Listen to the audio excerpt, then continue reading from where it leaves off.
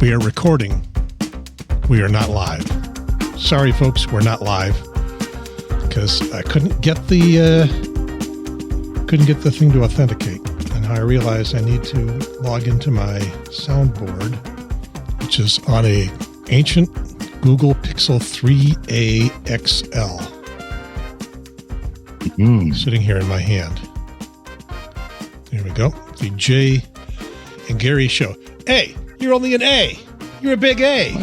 I'm just an A? Once again, you're a big A. I am a big A. That's what some people say. Let me set you up to not be an A. Yeah, that'll be tough. You're on the network. You're the J. Pierce. Boom. There you are. The content of this meeting is being sent to a third party. Yes. Now, slide over a little bit because as the other way, your other left, as do you have your daylight light on, or do you have your old yellow light on? Daylight lights. Because you're looking pretty yellow to me. There's the light you want. Okay. Is that better? Yeah. I mean, you're still warmer than me, but I am a warm guy. Yeah. Everybody knows I'm pretty chilly. I decided that even though multiple people have told me that this shot is creepy. It is creepy. I don't care. I like it better. The other shot is sterile. Sterile, Daryl. Yes. You just like it because you're Jeepy and it's creepy. Creepy was our brother's nickname. Yeah. In the day. Is that working better? The light is in the shot, and it's... Well, you know what? Let me do this. Working on it. I was a theatrical lighting designer. That's true. You have talents here. How's that? That's good. You're bright, but then you are bright. I'll just wear the lampshade now. Party. Never done this before. All right. God, I make a mess of this place doing this podcast. Okay, so you got that. So hold on. I got tools here. I've got how's that? Is that color balance coming better? Back to being a little warm, but oh man. Okay, hold on. And Jay did want me to start recording this before we figured this all out because well, that's how I'm going to be. I'm just going to be like this. That's not bad. We're building this airplane as we're flying it. That's the deal. If the audio is okay, I don't need my headphones because I can't figure out how to make the audio go through my headphones. Now, yesterday, I set up my new little mixer, and it was working all the way around, and I was hearing it out of my headphones, the audio coming back and all that stuff. But now it's not. So, did you test it with a Zoom call? No. So what you probably need to do is go to your Zoom settings. Oh, not this again. Oh, wait a minute. I just realized I was only looking at the preview channel. Everybody watching the playback was only seeing still the big A. Oh. Until I just pushed the button. Still a big A. I'd only been monitoring the preview channel for those who understand television terminology. And I had not switched you on. Yeah, you want to make sure that Zoom is feeding that mixer as your speakers. Now, can you hear me now? Yes, I can hear you now. Cool. Okay, you are the lighting guy, but I am the audio genius. Well, I'm an audio genius too. I built a whole damn radio station. Yes, but you had yet to really understand the ins and outs of Zoom audio settings. It sounded damn good. Yeah. Am I over far enough? Do I need to be over far? You're okay. What you need to do now is what are you looking at to see me? PC, laptop? A laptop. Okay. You need to push the laptop off to your right so that your head, the other right, I guess. I don't know. Anyway, the whole idea is you want to be looking vaguely in my direction as opposed to looking off screen like that. Hang on. Just hold it. I'm going to get this. You wouldn't believe all the crap that's on my desk. I would believe it. Okay. I need like a 4x8 sheet of plywood up here on sawhorses for a desk. Okay, now we got to do this. I actually changed the position of my camera a little bit, which I never touch, so that I could be over here on this side without being way too far away from all the controls. So how's that? I think we're pretty good. Okay. We're good. Yeah. Okay. All right. Martin? That means it's time for me to push this button. To push.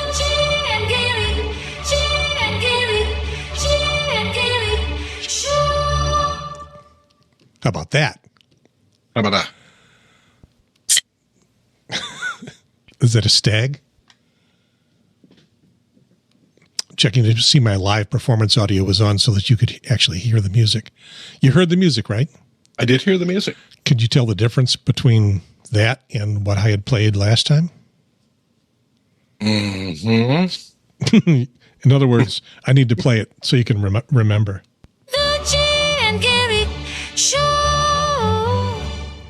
That was the original.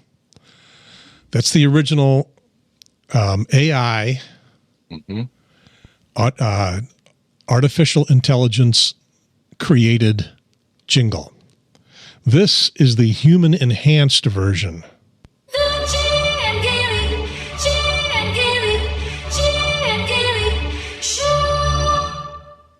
It's a little less baby Fundie voice.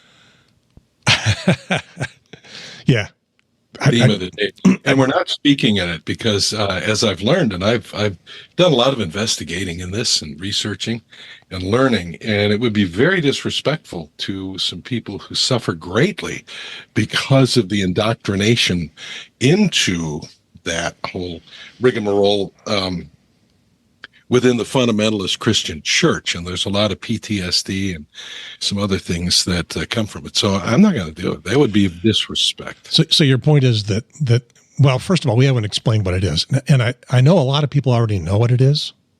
Katie Brett gave the Republican response to the State of the Union and spoke in what is loosely known as the Baby Fundie Voice, and which I guess would stand for Young Baby Fundamentalists. And it's used primarily in churches.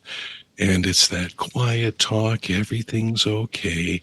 You're going to be okay. Everything's fine. Just do I say. Everything's good. I think I can play this without getting taken down or anything.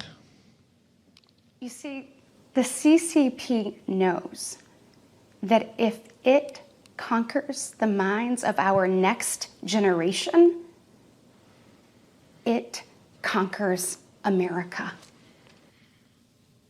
So breathless, and at the same time, it's Stepford wife-ish, and she's in the kitchen.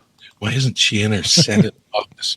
She was like the first woman elected to the Senate from Alabama, a very important person, senator. Yeah. This is what she normally sounds like. Yeah, and this is well before that previous recording, which was the Republican rebuttal to the State of the Union. Senator Graham, thank you for hosting this. Thank you for continuing to bring attention to this. And thank you to all the gentlemen behind me who continue to work diligently to actually secure our border. Yeah, so that's what she sounds like. Very believable, very natural. I could, well, I mean, topic matter would differ, but very relatable to me. Yeah. Now I had before you brought it up to me, I had never heard the term Baby Fundie Voice.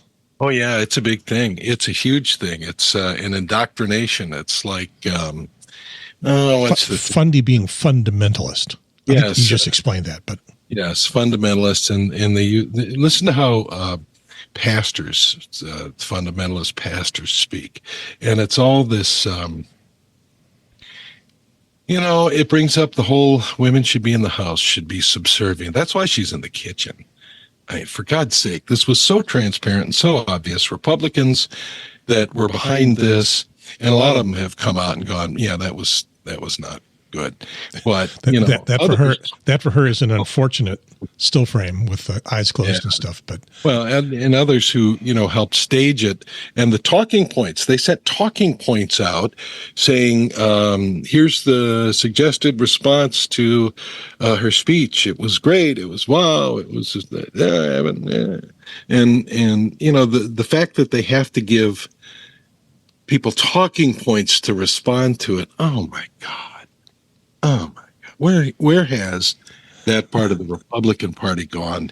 And where are the others that aren't standing up and just going, that's not us. Here's us. But they're not doing it. Although some stood up in the TikTok vote. I don't get the TikTok thing, but I don't want to segue into that yet because I'm just, it's this whole thing.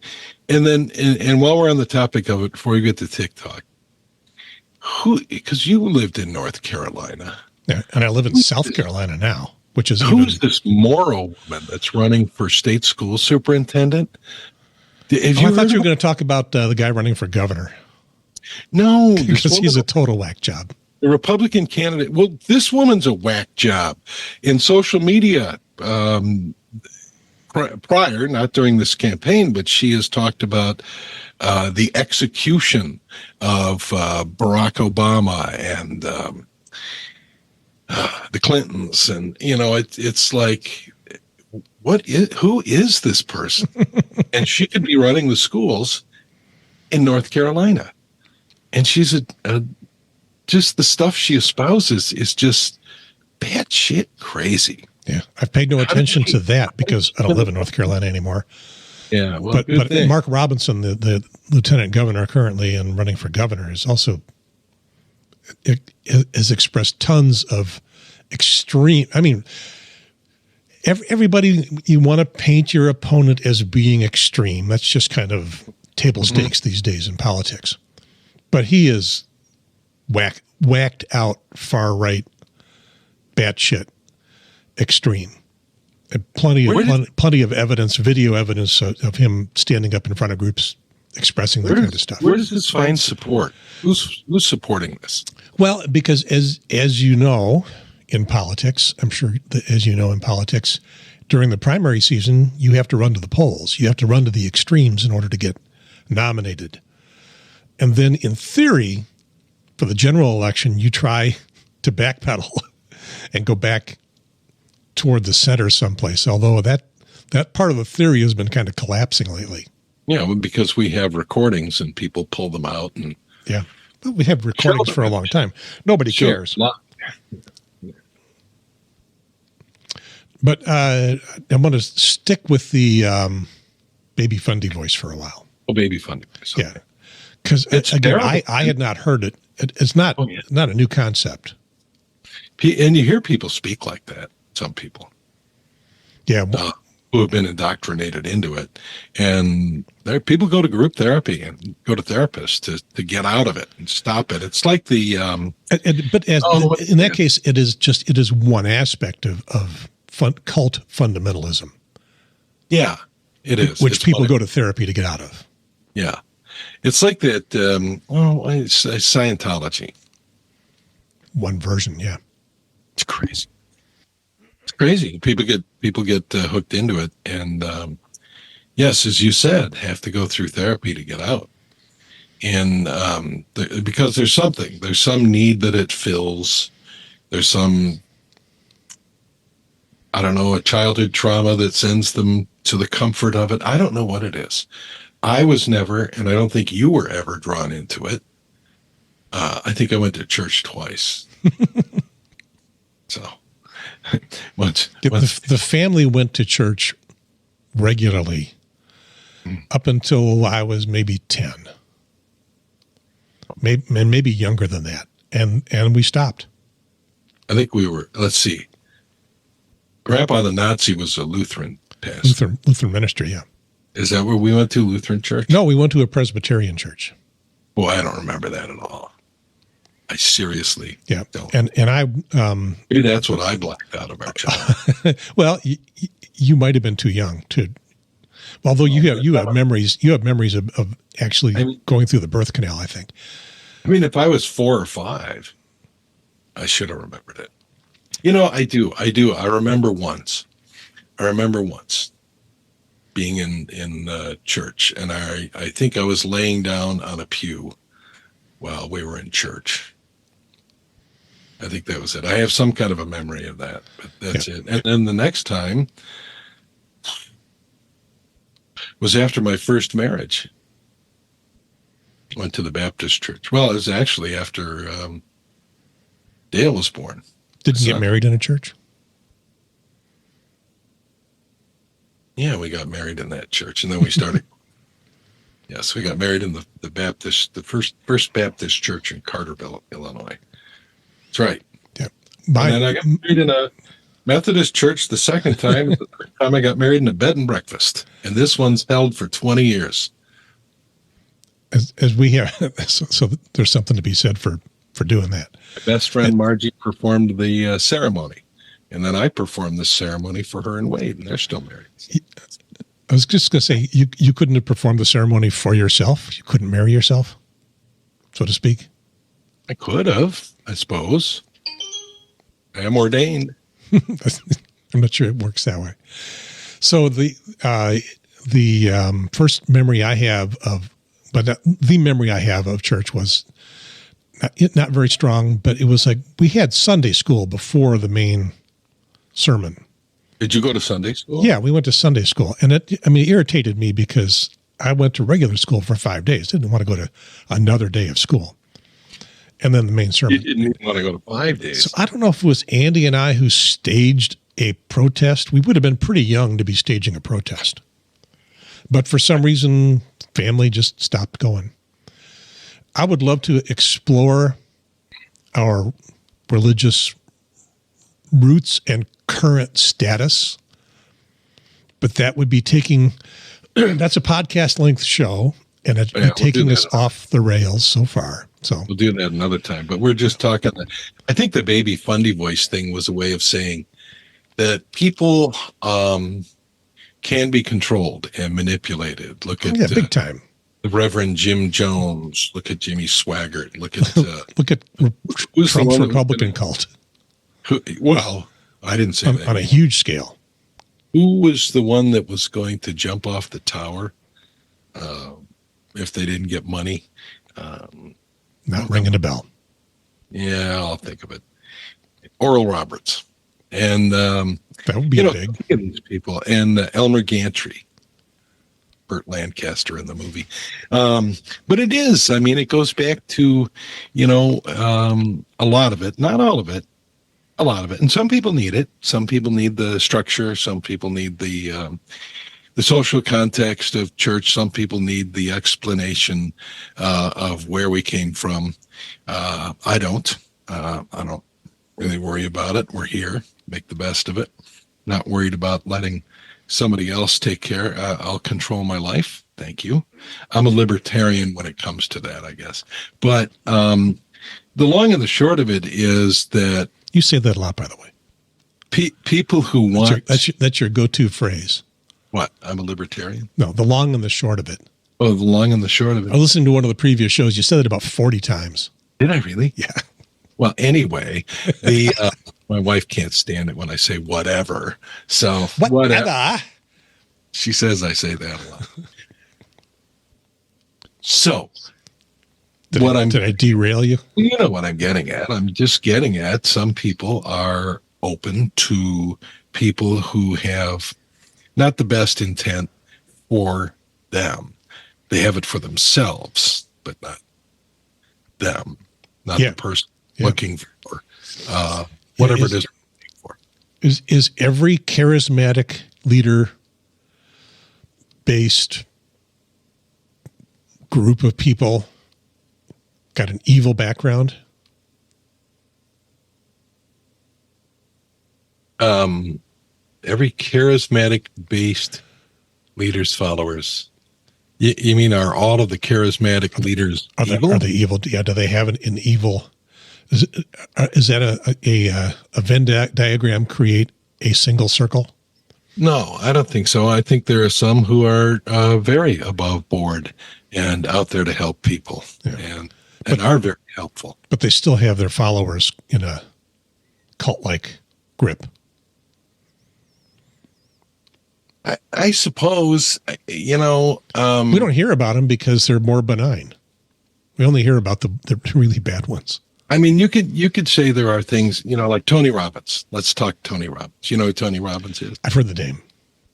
So Tony Robbins is a motivational person, and you pay money to take his courses, and you pay money to go to, I don't know if she's got Tony Robbins University or something, but you go to these weekend things and rallies and et cetera, et cetera. Was he involved in the EST thing? In the what? EST, E-S-T. I'm trying to think of what that is. Why don't I know that? It's a personal growth motivational thing. Oh, I don't know. I went to that back in the early 80s. It was a mind warping, grab you, focus. Well, that's kind of that's what it is. It's a thing, and I didn't have to go through a decompression to get out of it, but while I was in the middle of it, it was quite. It took your mind. And and Tony Robbins can too. It's very personal growth, personal achievement. It goes through everything from what you should be eating to exercise to sleep. It's a whole lifestyle thing. And some people are in it forever. They need to be in it forever. I went to a weekend, and the reason being, I was at a very low point in my life, and believe it or not, I was not able to be as sure of myself and putting myself out there. We have both been there. Yeah. And I know it's hard to tell now. We seem so incredibly self-assured. It was hard. It was a very hard time in my life. And I was in a job where I didn't think I was ever going to do any better. And it wasn't bad. Was this Terrell, Texas time? No. I was in Carbondale. Oh, okay. Marriage wasn't going really well. Terrell was a bad time, but. Well, that was a terrible time, but, I always felt like there was light at the end of the tunnel. I was kind of getting into the, when is this ever going to end? Type of thing. And I'd been to group therapy and individual therapy and then back to adult children of alcoholics and all of this stuff, just trying to figure out what the hell it was going to take to get out of this slump. I'll just call it a slump. So I went to this Tony Robbins weekend at my wife at the time's suggestion. She was a big Tony Robbins fan and follower, and she'd gone to some stuff. And she even went to the thing in Fiji where they swing like a trapeze at you and you jump off a pole and grab it and swing it off of it. I've done that, but it's another story. Really? Long and short of it, what I got out of the weekend was learning to walk on. He said it again. Long and short of it was to. We should make a drinking game out of that. Yeah, we could.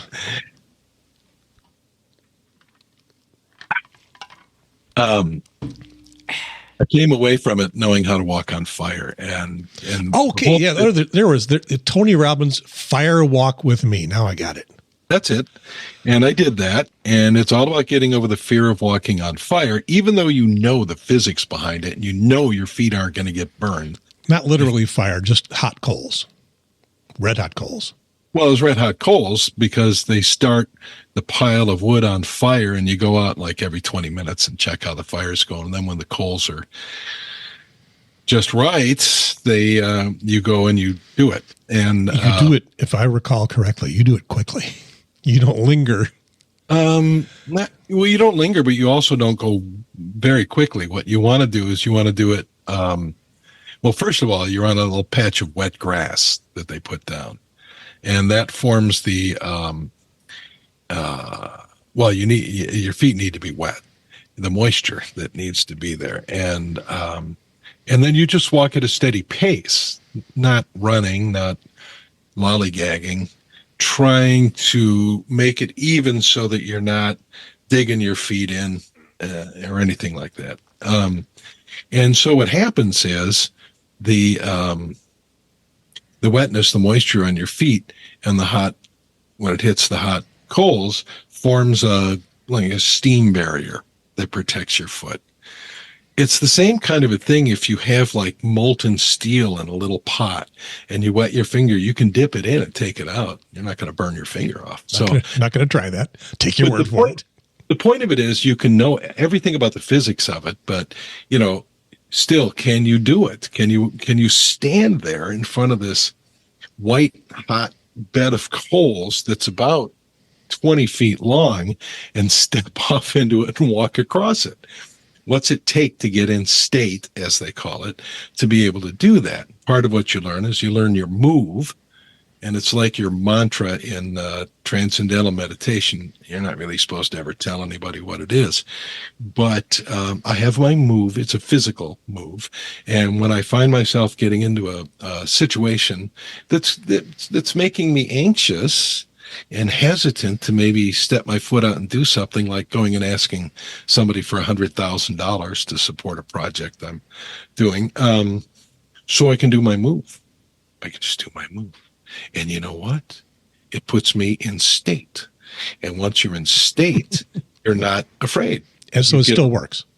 So still works. So you were at a low point. Yeah. When you did this. Is this the inflection point that turned you around?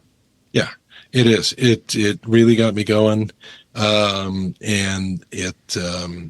everything went good from there. My career has been great. Even when I got let go from my last job, not my last job, the job before my final job, not a full-time job. I weirdly, I used my move and I applied for another job and, the whole story. But, at the age of 50, how old was I? 57? Yeah, when you're supposed to be unemployable. What was what is your move? I can't. It's personal. Do my mantra either. No. Okay. Because if you divulge it, it will stop working. Well, that's what they say, and I just respect that. I'm not going to chance it. I don't believe it, but whatever. I'm in the cult of transcendental meditation. I'm in the cult of the Maharishi Mahesh Yogi, and I have been since 1975. I've been meditating since 1975. There was another cult you were in that I vaguely recall. The cult that I was in. Only hearing just a little bit about. Yeah, you were getting into a pyramid scheme of some kind, and you were convinced that you were going to get massive riches. Amway. I didn't know which one it was. Amway's, of course, a big one. It was Amway. Yeah. But my dream was not good enough for Amway. I just wanted to drive a white station wagon with the Amway logo on it and deliver products to people, sell stuff to people. And that's not what it's all about. That's not what it's all about. No, you don't sell things and make money. You make money by recruiting people to recruit people to recruit people to recruit people to recruit people. And finally, when you get enough labor, way up the top of the pyramid, a few dollars pass up from each one. But you know what? After the first meeting, the recruiting meeting we had, I felt so dirty. I didn't want to ever touch it again. So I just quit. Yeah. And because, you're supposed to invite people to the meeting, but not tell them what it's about. I have got something that's going to change your life. And the first thing people said to me was, "It's Amway, isn't it?" To admit it, you go like, "No, you got to come to this meeting and see, man. I got to tell you." Yeah, you don't have the salesman gene. It was just bad. It was bad. Had a picture of a Cadillac on my refrigerator door. How long did it last? No. Well, actually, because there is product involved in it, and you're supposed to sell product too, and do this stuff, and get other people. Which for a lot of people ends up filling their garage. So, I think it was until we gave away or personally used all of the shipment, and then it was over. And when it was over, I mean, it just wasn't over. So what I vaguely remember, it was one of those times when we were actually in touch with each other. Did I try to recruit you? Yeah. I did. I don't think you tried to recruit me. You were telling me about it, and I'm going, oh, Jay. And I don't think I was in one of my most stable positions either at that point. But so I speak from personal experience when I tell you how easy it is for people to fall into cults. Yeah, I fell into the Amway cult, but I didn't fall into the Tony. Well, if you call it a cult, the Tony Robbins thing. But I did take away from it what I needed at the time, and it has worked for me. It's been very good, and I can tell people in job interviews or other settings, I've walked on fire. This doesn't scare me. You don't scare me. Donald Trump doesn't scare me. I've walked on fire. You walked on fire. Spur. So, I did the S thing. Yeah, what was your thing? I think, if I recall, it was like 2 weeks worth, not just a weekend. On trapezes? No, that's something different. That was real brief. That was a weekend.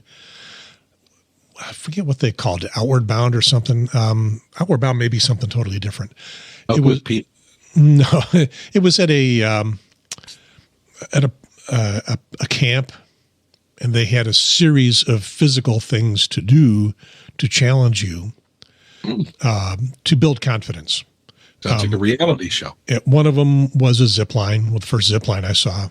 One of them was a trust fall. You stand on a platform and you fall backwards into a group of people who are going to catch you. And of course, what everybody does is they fall backwards and they form their body into a V going down butt first. So and you're supposed to not want to do that. And I remember what I did is I did a swan dive back into everybody. That's what you're supposed to do. Yeah. The zip line was no problem. There was another, like a tightrope thing, although tightrope with rails on both sides, wires, nothing was stable, but you walk across it for 20 or 30 feet.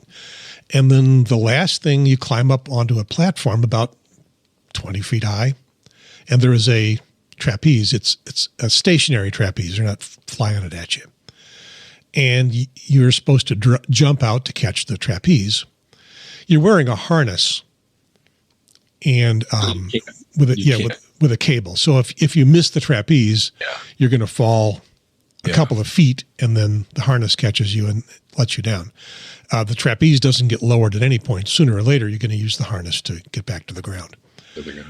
And Cindy was with me on this. Cindy did great on almost everything. But of this group of 10, 15 people, maybe, I went last, I think. Nobody made it to the trapeze until I did. Ooh. And I just jumped out there. It was not that far. Now, I'm taller than most of the other people by a few inches, but that's not going to make the difference. That's awesome. And I just jumped out there and grabbed it. And I did it a second time just because it was so cool. But I was the only person that did that, which seemed odd to me. Everybody else got through those things. I am not the world's most confident person. I'm a party vegetable. I don't like being around a lot of people unless I've got a part to play. I'm great as the leader of a group. I'm terrible as just a group member. Really?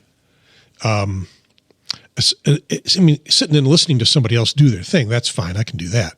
But it's, okay, let's break up into small groups and start working on a problem, or just, even that is not so bad because there's some direction to it. Mm-hmm. But if it's just turn to your neighbor on the right and have some conversation for a minute. No, don't ask me to do that. That's terrifying. Yeah, I got a problem with that. Like this. I don't really want to talk to you. I got no problem with that. Once I turn this far, I can't see the monitor that's got both of us on there. No, I can't see us either. But I guess I could just. This probably looks like more like. That's what the people who said that this was creepy were talking about. That we weren't looking at each other. But if you look at people on TV sitting at a desk, your news anchors and stuff, they don't typically look right at each other. How's this? Is this better? Well, it is, except for your eyes, because your eyes are still looking off. I'll just close my eyes. Okay, that's creepy. So anyway, Fundie Baby Voice. Ooh, good job. Don't do that. They're going to stay that. For the audio audience, Jay has leaned his face deeply into the camera and is moving his eyeballs independently of each other, left and right, randomly, which has got to give you both a headache and a very bizarre field of vision. What are you drinking? Stag? Water. No. Wouldn't be drinking if we're doing a show. It's, I don't know. But I have my public radio in Mid-America Cozy, or Koozie, it's pronounced both ways, for the 2015 convention, when I was heavily into stuff like that. Public radio? Yeah. On the NPR board and stuff? Yeah, and there's public radio in Mid-America is what they call one of the regionals. There's, I think, 7 of us around the country. So ours goes from Minneapolis to New Orleans. And the heartland. We used to flyover country. We used to meet twice a year, once in New Orleans, and it was always You great. love New Orleans. You're a big New Orleans fan. I love me some. Someday we got to go. Oh, yeah. Someday you can show me the town. But before we leave public radio, let me show you what I found. It's morning edition shirt. Let me even better. Let me show you on the little camera. Wow, this camera's whacked out. That's like the David Letterman head cam. Wonk 91.5 FM. Yeah, but look at the name in the middle of it. Bob Edwards. Yeah, with Bob Edwards. Bob is a great guy. It's hard to do. Did you ever meet him in person? Yes. I had a bourbon with him once in the lobby of the Peabody Hotel, and we watched the Ducks do their parade. Just you and him? Yeah, well, there were other people at the bar, but yes, he and I. It was you two were on a date, so to speak. Well, he happened to be at the bar, and I walked up and I said, Bob Edwards, I'm Jay Pierce. And he said, who? Sat down, and this would have been a long time ago, too. I was at WILL then. It was a long time ago. No, he said, was cordial. You're the one who wakes up Central Illinois. He was very cordial, very nice. Because it probably happened to him a lot. And I asked him what he was drinking. He goes, a very fine bourbon. He said what it is, and he highly recommended it. So I got one, and we watched the Ducks and noted how we liked the Ducks. And then we had to go up to the roof because it was time for the Car Talk guys' pool party. One of them ended up in the pool. I can't remember which one. But they had. Okay, so you met those guys too. Yeah, Tom and Ray. And they had kegs of Heineken. Public radio doesn't do it second class, man. So, we know how to take your contributions and no, I was going to say average parties. No donor money on this, but it was a great party, and I can't remember which one. I think Ray ended up in the pool. Ray's the one who's still around. I would have liked to have been a fly on the wall in the meeting, the NPR brass meeting, where this show was pitched to them to become an NPR show. Did they start that as a local show somewhere? Was it in Boston? Yeah, it was a local show in Boston. And then it became a segment on Sunday, Weekend Edition Sunday with Susan Stamberg. And from there, it became nationally syndicated. Okay, so they wormed their way into NPR on little cat feet. Yeah. Because the show was so different from everything else NPR at the time that There must have been people, because there's these people in every organization. There are people that they have no vision and they can't see anything. They are too conservative and they can't see anything different. For example, this video frame that people said was creepy. It is creepy. It's wonderful. It's brilliant. It's genius. We'll agree to disagree. I'm going to remind me to get back to that too. So the question is, how did that show get? How did that show get past those people that said, "This is not NPR. This is not who we are"? You know what? I probably know, but can't remember exactly how it happened. You weren't there at the time. No, wasn't at NPR, but I think it was probably because they were a young and creative bunch back then. I mean, look at All Things Considered. It didn't sound like any news program on the air.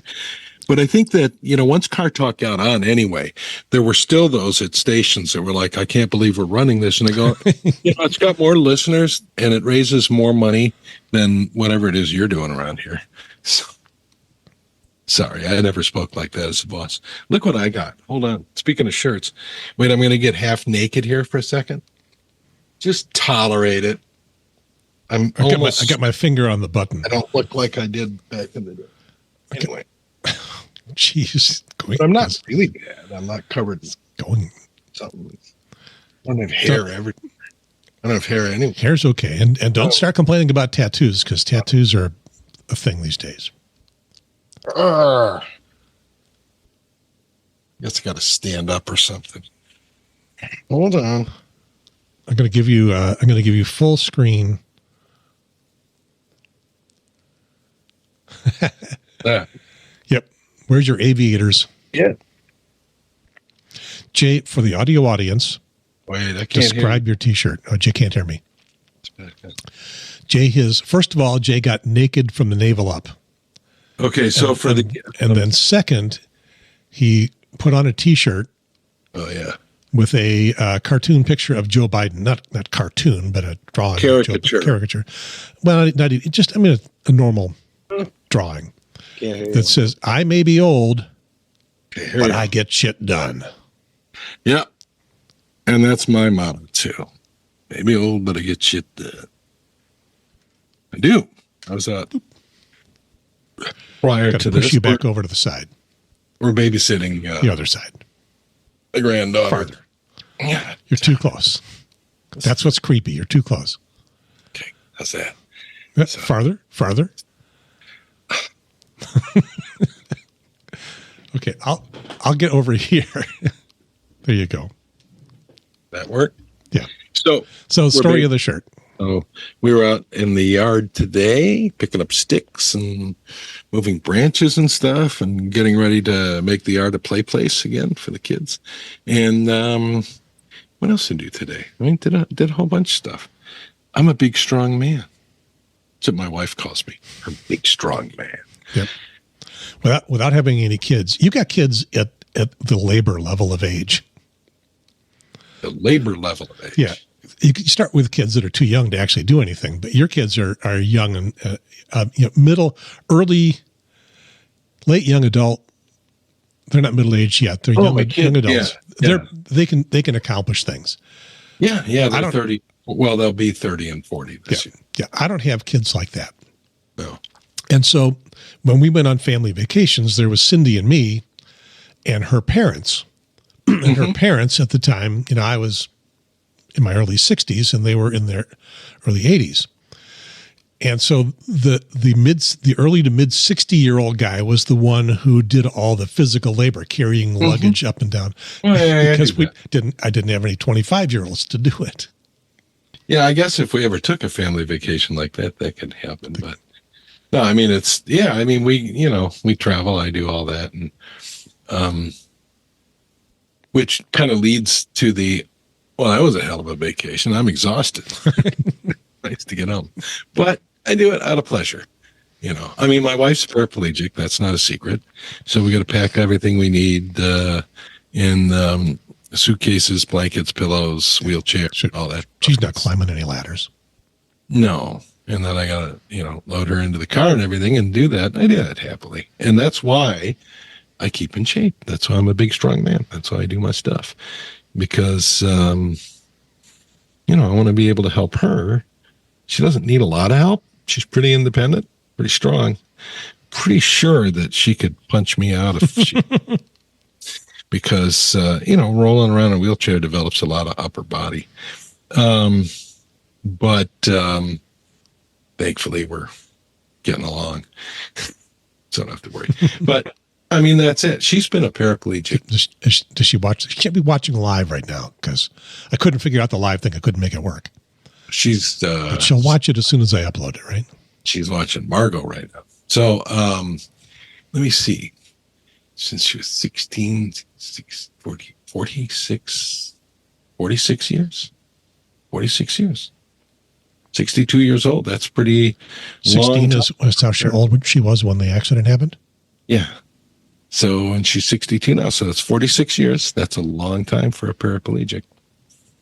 So we count it like paraplegic years, like dog years, but it's not, 7 to 1 or whatever. But she's probably supposed to be about 90. You don't see a lot of longtime paraplegics reach her age.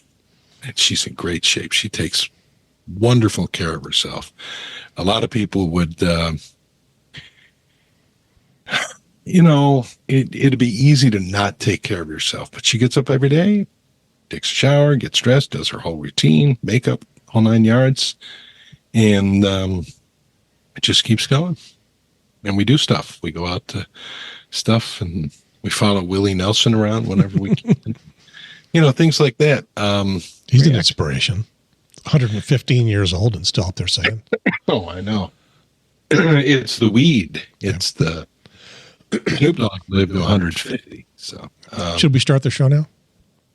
Yeah. Oh, yeah, that's right. We haven't even started the show. I'm trying to find the show. Oh, I thought you played it. Ladies and gentlemen, from the studio in the bonus room above the garage on the north side of Fort Mill, South Carolina, the shadow of Charlotte, the buckle of the Bible Belt, and the foot of Mount Belzoni, and the attic in the town next to the home. Trying to make this up on the fly. Base of Hell 9000. I stepped on you and you went away. You must have your echo cancellation left on. Echo cancel. Another Zoom setting. You need to turn off echo cancellation. You don't want to be canceled by an echo. I got live performance audio off. Oh, you want that on? Live performance. You turned it on. I can't hear you. And now you're feeding me back to me. Live performance audio is on. Okay, let's see if that's working. Zoom audio is testing. Can you hear me? I'm deliberately trying to talk on top of you because you can't hear when you. Well, I want to see if I'm no longer going to be dropping you out when I'm talking. Oh. So count to 10. 1, 2, test. 4, test. 5, and I'm 6, still dropping 7, you out a little 9, bit, but not 10. so bad. What are you doing? Zoom can be set so that when one person talks, the other person gets cut out. Oh. Or it can be set so that doesn't happen. It's what they call it echo cancellation. So where do we go and do that? Deep in the audio settings. I muted myself trying to get desk speaker microphone, leave computer audio settings. I'm going to do it. Yeah, mostly when you turn on the live performance thing, it turns the rest of that stuff off, but you still have some granular control in there. Live performance audio, original sound, Zoom background noise removal. Yeah, you don't want it to remove any noise. Automatically adjust microphone volume. Is that it? You may need that. I may need that. Well, set your audio device. Actually, it would be better if you don't, because you have good microphone technique. Okay, you don't wander all over the place away from your microphone like a co-host of another show I do does. Is this better then? Probably. Okay. Once again, I can only tell if I'm talking and you try to talk, and if I look at cause you to mute. Oh, you fuzz the background. Yeah. Even better, because the background is useless. You could put in a different background for us. Avatars. No, I don't want an avatar. Fascinating to the audio audience. Virtual backgrounds. I just got blur. Oh, well, whatever. I'll leave the blur on. Okay. I don't know what the rest of it is, and I don't care. I'm not going to. As long as he can hear me. That, you hear me? That is not the point. We are not on the telephone. We are doing a program which features our two spectacular voices. Okay. And people deeply care. You know, one of the problems with turning the blur on is it makes your microphone go away, which carves a hole in your cheek. All right. Well, I don't know how to do it now. Mirror my video? You could get a green screen. Like a chroma key us both. Well, I lost that. I don't know how to change this. You don't know how to turn it off. From the blur. You're like that guy, that lawyer that ended up in a court hearing with the cat filter on and couldn't figure out how to turn it off. Oh, there it is. Okay. All right. Well, anyway, we're back to this, and look what I got though. See if this works. Wait, I gotta find it. Okay. Does this work? Can you hear me? Yes, I hear echo. I have an echo effect on my little mixer here. I could leave it because you used to use these in radio. It'd be like to make emphasis on like car ads, especially. Come in this week for 20% off all car, whatever. Okay. I never. I'm testing. Now you can't hear it, but the audience can. What? I turned on my echo just to show that I have effects too. Oh, so just because I have it, you have to have it too. Well, yeah, and but what am I? And you'd have the echo as well. So I've been on a Facebook rant. I haven't been on a rant, but I'm just. Did you say rant? Hang on. Did you say rant? Yes. You said the magic word. You went out. I'm about to defriend. In fact, this morning I was up and it was about 3:30 or something, and I'd done my Wordle and Octurtle and Wordle Sequence and Blossom and all my games. And I was feeling particularly emboldened because I hit Blossom Boss again. That's over 300 points. What the hell is Blossom? I understand the concept behind this Wordle thing. I did it twice with Cindy, helped her find a word. And then you got to do Quirtle, which is 4 at once. And then you got to do Octurtle, which is 8. And then after I do that, you go through Octurtle. 8 what? 8 letters? 8 little game boards that you fill out. Okay, Wordle is 1 game board. Yeah, so this Octurtle's 8 at a time. And then you can do Sequence. Are they interactive or are they all separate? Yeah, they all get the whatever letters you put in. They cascade. Okay. So you go through them and you got to solve them all eventually. Sequence, you have to solve them in order. Anyway, and then there's Rescue, where it gives you like people have way too much time and not enough to do. Well, at 3:30 in the morning, what am I going to do? Sleep. I didn't have that. So then you go through Blossom. Blossom is basically, it gives you, was it 10 letters or something? And you have to use the center letter in every word you create. And then it highlights a letter and you get extra points the more times you use that letter in the word. And you try to make the longest word you can out of those letters. It's kind of like Scrabble, but it's a circle thing. And then if you, and then you get points for how many letters you used, how many times you use the highlighted letter, the center letter, this and that. So there are people, and I'm not sure whether or not I count myself among them, that get riled when their Facebook friends post their Wordle score, but it doesn't have any letters in it. All it is bragging. Oh, I made it in 2. I made it in 3. Well, it doesn't have the letters because that would be colored boxes. Yeah, that would be a spoiler. You got one. Yeah. Because everybody gets the same Wordle. every day. Right. Every day. Right. Yeah. And did you know that the word audio is a bad word to start with?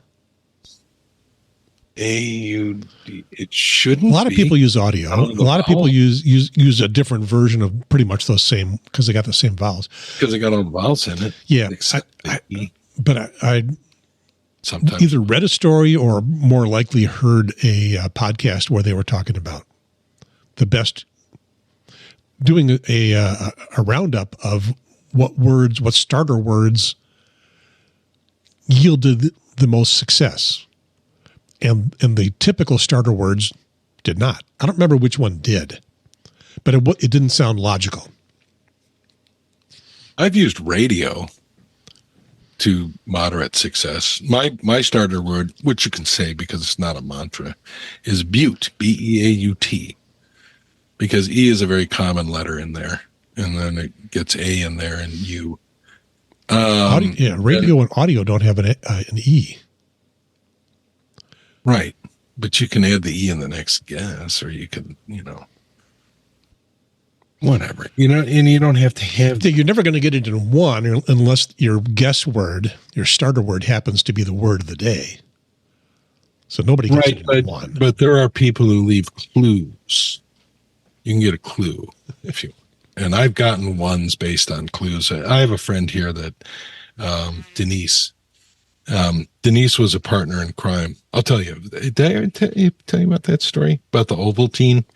Anyway, not ringing a bell. Ovaltine escapade. So Denise and I, whoever is up, either the latest or the earliest, and does Wordle first, will post it on the other site and leave a clue word. And sometimes I get what she's saying. Like this morning, she left the clue Vesuvius. So, and I was working around Mount, but it was erupt. Sorry for ruining everybody's Wordle if you haven't done it yet. But, and then I'll leave one for her, and sometimes she gets it in one, sometimes we get it in three. Anyway, so sometimes I don't look at the clue, it's kind of, but I'm in another pack of people that we all post in comments as to how many we did it, and I feel bad when I get it in one because I got Denise's clue. And then I'm like, all right, you got to know. Listen. So I tried to do it. She knew. She knew that you could get it in one because you had the clue. But other people were going, how did you do that?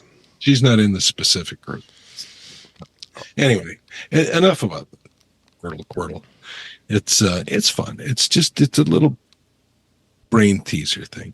So, because you got to do stuff like that to keep your mind active when you age, right? What do you do to keep your mind going? Podcasts. Yeah. 3 of them a week, which reminds me, you and I both used to do radio shows. Mm-hmm. Would be every day, all day, not all day, but every day for hours, 3-4 hours. Mm-hmm. I can't imagine doing this every day. I would be so wrung out. But the shows that we did were, it's 59 degrees in Lake Havasu City, and now here's the Eagles. Yeah, so you had music and you had other things to fill it. Commercials and things. Up with it, yeah. But talk shows have producers, by the way, who feed you ideas and you go over with ideas. And there's nobody out there feeding us anything. But that's why it's great to have somebody to do this with. I've done solo talk shows, and it's hard. I used to do those, but they weren't supposed to be talk shows. The program directors would always go, quit talking so much between play more music. Yes, I got that too. Less chatter, more platter. More music. So, which I would play if I knew which songs were safe and weren't going to get us taken down. Yeah. Especially in Russia. Got to keep that Russia audience. It's big for us. You got to keep Vlad glad. Well, I was talking about the thing before. We have to get to TikTok and how stupid that is, that whole thing to get rid of TikTok. And we all know what it is. It's not because Russia's stealing secrets and stuff. That's not it. tell you what that is in a minute, but I am really getting tired of people who back Donald Trump. And I am starting to... You're going to be really, really tired. I am starting to, on Facebook, assign certain thoughts about people who, who can put up with the misogyny, the lying, and the whole 9 yards, just the whole carnival of things. And I'm really starting to evaluate whether I can have relationships with them anymore. So these are people, not just Facebook friends, but real friends. Yeah. On Facebook. We're starting to question it. And this morning, I almost just got rid of them up and down on Facebook. I'm really tired of their responses to some of the things I bring up. And I don't mind if somebody is going to challenge what I say or have another thought, but I'm just disappointed, I guess. I don't know. I'm disappointed. And I'm trying not to I'm trying to keep with the spirit of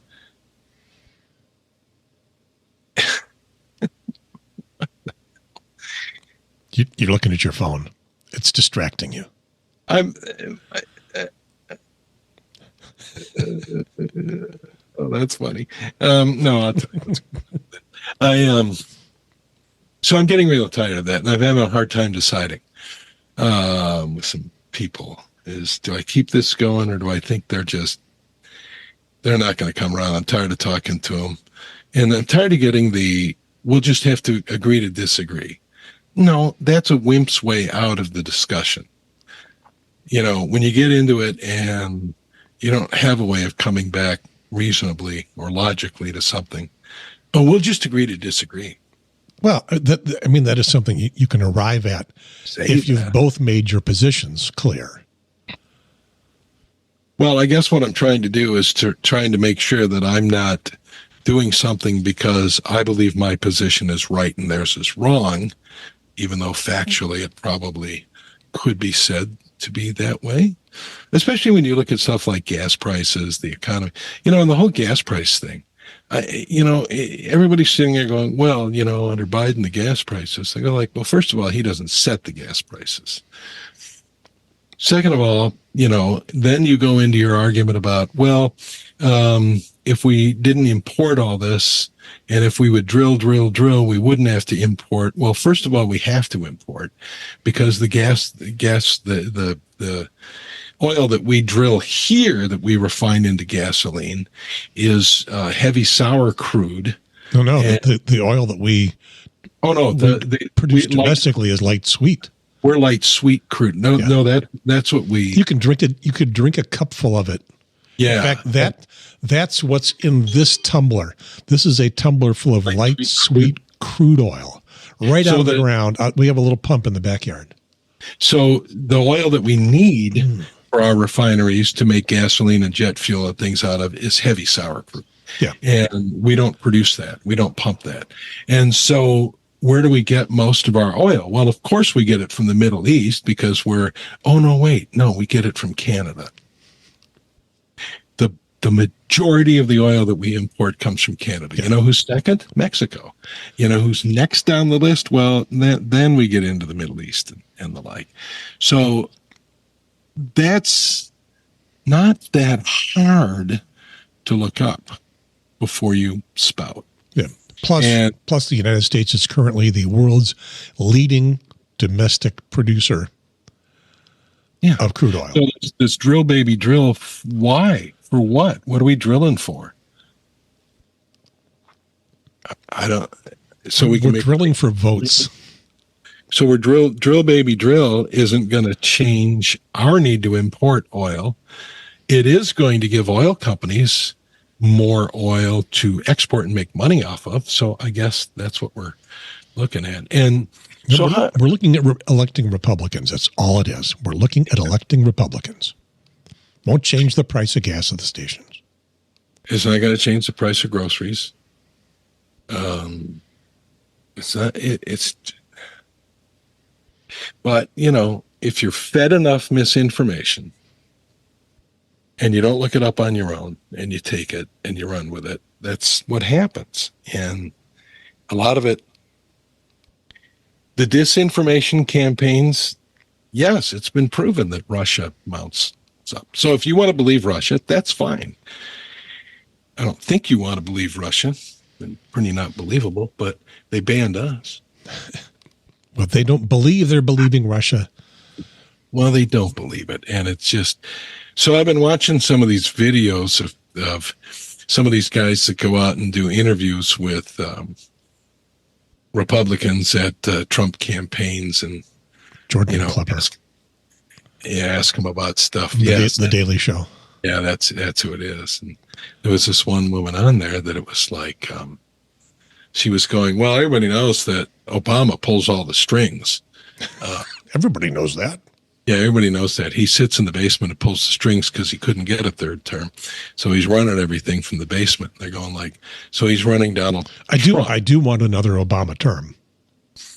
Well, I would love it. But the first name would be Michelle. Yeah, I'm right there with you. And Barack would be, he wouldn't be sitting in the guest house having no influence. Of course, he would be a major part of whatever that administration is, which is fine with me. Yeah, but I think she would be. Dream on, Gary. Ain't going to happen. So the thing of it is this. This woman was like, well, Biden's not president. Well, who is president? Well, Trump is still president. Trump is still president. Well, he won. It was what does it matter? What does it matter if Obama is pulling Biden's strings if Biden isn't president? Silence.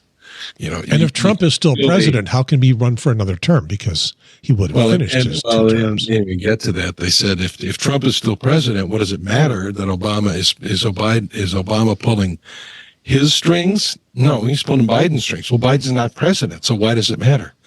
And then the thought has to kind of catch up, and you're just like, I don't have a talking point for that one. It drives me crazy. It drives me crazy, absolutely crazy. Driving you so crazy, you were bumping your desk and your camera bouncing around. We're putting out. At least you're not thumping the microphone. Did you get the stand? No. Okay, well, you're not thumping today, so that's good. So because if you stop thumping and you stop bouncing your camera, I'm not going to have anything to complain about anymore. So we got as journalists for 50 years putting out information so that people, in the end you go, we told you so. If you just would have listened to us. It's frustrating. Yeah, but I'm retired from that now. So TikTok. But the point of your retiring is, and doing a podcast is, you can now come on the podcast and express your views, opinions, and analysis of the world situation without having a boss. Well, you were the boss, without worrying about what anybody else thinks about it, based on the job that you are trying to do and the fundraising that you are trying to acquire. I think everybody now you can just sit here and say whatever you want. People thought it was pretty transparent on Facebook. I was only ever told to take one thing down. NPR told me to take one thing down. What did you say? I put up that picture of so NPR had a minder following you. It was legal counsel, and it was that picture that showed was it the inauguration or what was it? There was that thing that the park was sparsely populated, but Trump's picture of it had it full. Yeah, yeah. Everybody remembers those back to the beginning and that. And I put that up, and I said, "Is somebody lying here?" And I was told, that was before we were using the word lying. Yeah, but NPR started using mainstream media. Later. Yeah, NPR started using it several weeks later because it was obvious. So I was told to take that down because we didn't use the term lie, and because I was on the NPR board, I represented NPR to some people, even though I didn't, and the whole 9 yards. So I took that down. You wanted to talk about TikTok. Yeah, so we got up on TikTok. Your thing works. But now we want to take TikTok down. I'm Jay. And I'm Gary. And we're white and old. And we're rapping TikTok. Because we podcast bold. We talk for hours. And our shows are long. And we don't give a damn that you think that's wrong. If you think we lack focus. Because we rattle and stray. We can't remember what we're going to say. Wait, what's the next line? Yeah, okay. That's just part of the charm of an old guy show. And there's just one more thing that we want you to know. Understand our show. Ain't nothing like this. This is just clickbait. Or maybe bait and switch. It should be switch. But that wouldn't just go with it. That wouldn't rhyme. Let's go with it. We're running out of time. So we need this viral. Because we're not well known. And we'll keep on rapping. To our microphone. Because there's two. Would be plural. But then it would have to be knowns. Yeah, never mind. Shut up. Oh, no, you shut up. It's the Jay and Gary Show. Only on YouTube. And podcasts. And Facebook. We should be on Facebook. We're not going to be on Facebook. Now maybe we should. We're going to be on TikTok. It's going to keep going. Man, that bass is pounding. It is pounding. It's good. Best line in the whole thing. No, you shut up. No, you shut up. We were. I would hasten to add reading a script. Yeah, we were, and Gary wrote the script. So yes. Me saying to Gary, I'm a genius. Shut up was Gary writing that and telling me to say that to him. Yep. Not like I've never said that to him before. Nope. So, but anyway, my point is, we were reading a script. You can't tell we were reading a script because we were so professional. Yeah. We are, after all, professionals. Washed up has been wannabe big time broadcast professionals. And if anybody wants to offer us a job, saving your pathetic radio station someplace, it's going to cost you. Or driving it completely off the air. Well, that too. Like now, and that's, I credit us with forwarding the desire for people to get rid of TikTok altogether because they're scared of us. Yeah, that's up to 20 views right now. Scared of us. Yeah, the thing I was concerned about was it sat at one view, me, for weeks after I put it up. And I'm going, what's the problem? Are we not? Did I not set some privacy thing or whatever?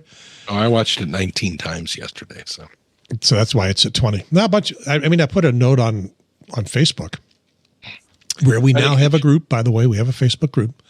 Yeah, I put a note there and said, "Is anybody else seeing this?" Because it's just a matter that TikTok did not promote it to anybody. Nobody was going to see it.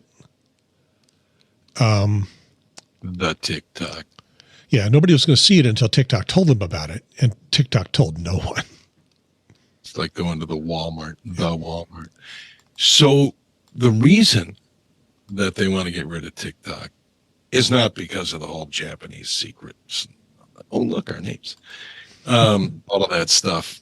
The reason they want to get rid of it is because young people can have a voice. They can think. They can share ideas. Can't have that. That doesn't work with the whole concept of indoctrination into the Baby Fundie Voice thing. And also, people can make money off of it who have no business making money. People. And that could be an entrepreneurial young person of color, older person who doesn't have the same opportunities, although if they just pulled themselves up by their bootstraps, they would. But it's sarcasm.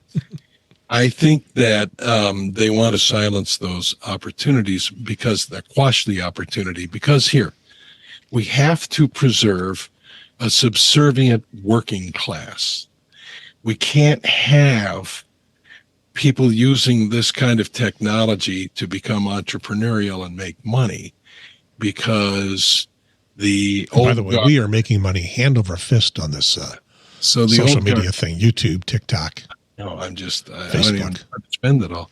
So the thing about preserving the working class is keeping them down, keeping the workers down, so that you can control. And that's the whole thing. How does it get such incredibly broad bipartisan support? Why does it get such broad support? And, some of the politicians that are talking about getting rid of it are using it, whether their campaigns are using it and they don't know or what, but they're on it. So, so politicians, a lot of the argument about abortion and the like was, well, we're just doing what the people want. We're doing the will of the people. Well, no, if you look at any of the surveys, you'll find out on the abortion issue, you're not. And, well, let's see. The 10th Amendment says, this came off your Facebook page, 10th Amendment says that it has to go back to the states. Well, what about the 9th Amendment that basically says not everything has to go back to the states? And so one of the people I dialogue with Facebook on, someone I actually haven't known them. They're the relative of a kid back when we were kids that I knew very well. And it was their sibling, and I did not know them very well. I'm sure I met them a time or two. But, those old connections made on Facebook, and they're very conservative. And so it's fun to dialogue back and forth with respect. And I had none. And their point, at one point, I think I started the thing with something about, help me out. I'm losing the entire thread of. So you were talking about, it was on your Facebook page. Yeah. And she had commented something about the 10th Amendment. And that was. It was the Dobbs decision. Dobbs decision. Yeah. I think what I posted was, what did I post? It's escaping me. But the point was, she said that the Supreme Court confirmed that it was the 10th Amendment, which is what allocates power to the states that's not specifically allocated to the federal government in the Constitution. So the Supreme Court's Dobbs decision was based on that. The Supreme Court's Dobbs decision never mentioned the 10th Amendment. Right. This was about you were referring to the Triangle Talk Show that you did 5 years ago, right? A talk show podcast with a woman who predicted that Roe v. Wade would soon be overturned. Oh, yeah. Yeah. So anyway, it went through this thing, and I know who this is. Oh, wow. I didn't put it together. Yeah. Okay. Supreme Court put the issue where it should have been from the start back to the states. And you said because a woman's autonomy over her own body is different in one state. Yeah, versus another, yeah. There's another. And this person said, no, SCOTUS sent it back to the states because of the 10th Amendment. You said Dobbs' decision doesn't mention the 10th Amendment. And I said, what about the 9th Amendment? And then somebody said, sorry, I didn't want to disturb you. I don't know why you always appear in my recommended friends. Maybe it's because I'm about to move to the United States. I say hello to you and hope we can become friends. Yeah, that's one of those scam things. Do not answer those people. No, you don't. But, some of them are, pretty out there, and they're in a lot of threads that I see. So anyway, I know who that person is. Well, I don't know that person, but I know the relative of the family, yeah. Yeah. Wow. That was a long time ago. Yep. Teenage years. Mm-hmm. Hanging out at White's drugstore. I never hung out there. I did not hang out at the sweet shop. And now we enter the phase of the program where Jay regresses to his childhood in Winnetka, Illinois. They had the best Green Rivers until I moved to the Quad Cities. Green River soda was invented in Davenport, Iowa. Lagomarsino's is a... What is it? Is it a 7-Up? No, it's that lemon lime thing. It's like lime. I don't know what they put in it, but it's lime syrup. Anyway, but they sold the thing to a bottler in Chicago. I don't know. Canfield's makes it now, I think. Make 50-50 and a lot of the old names. Canfield. But anyway, so Green River was the best Green River I've ever had is from Lagomarcinos. It's not just a bottled soda pop? Well, it is, but it's a fountain drink too. Okay. Because like I say, how could one be better than another? Well, because Lagomarcinos, you got to know, it's over 100 years old and it's still there, and it's making something out of a Green River soda. Well, you can get a Green River soda with vanilla ice cream in it, a Green River float, or whatever. Okay, like a root beer float. Soda. Right? Yeah, or you can just drink the Green River like you drink a Coke, whatever. And but Lagomarcinos, oh God, I miss Lagomarcinos, and I've only lived here a year yet. But it's and now we've reached the part of the show where Jay is nostalgic about the Quad Cities. Crazy. They make their own candy and this and that, and but they have the little soda fountain in the back, and it's basically unchanged from our grandparents' day. So they still make the sodas and their own hot fudge, and so you go and you get an egg salad sandwich, which is one of the best you've ever had. And then you get a Green River to go with it, and then you get a hot fudge sundae for dessert. And you're just like, oh. And, that's why I'm diabetic. So, I love stuff like that, but I can't have it now, so. Yeah, I'm not diabetic, not pre-diabetic, just a little fatter than I ought to be, so. Yeah, I'm obese. I'm going to start laying off the cookies every night. I'm obese. Technically obese. Yeah, I'm obese by 30 pounds now, which is down from 50, 60 pounds obese. And now I'm only 30 pounds obese. How much do you weigh? 228.2 this morning. And you are 6'1", 6'2"? 6 feet. Right at 6 feet. Have you shrunk? Because I've shrunk. I used to be 5'11" and a half. I'm 5'10" now. I don't know. I haven't been measured in a long time, so they never measure you anymore. They used to do that in the doctor's office. They did. I had that wellness exam. Yeah. and they measured my height, 70 inches.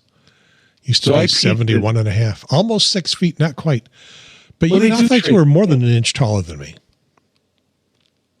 I always said 6 feet, so maybe it was 6'1". I don't know. But I peaked at 260. So I'm sitting at about 203 right now. And that's big. That's really heavy for me.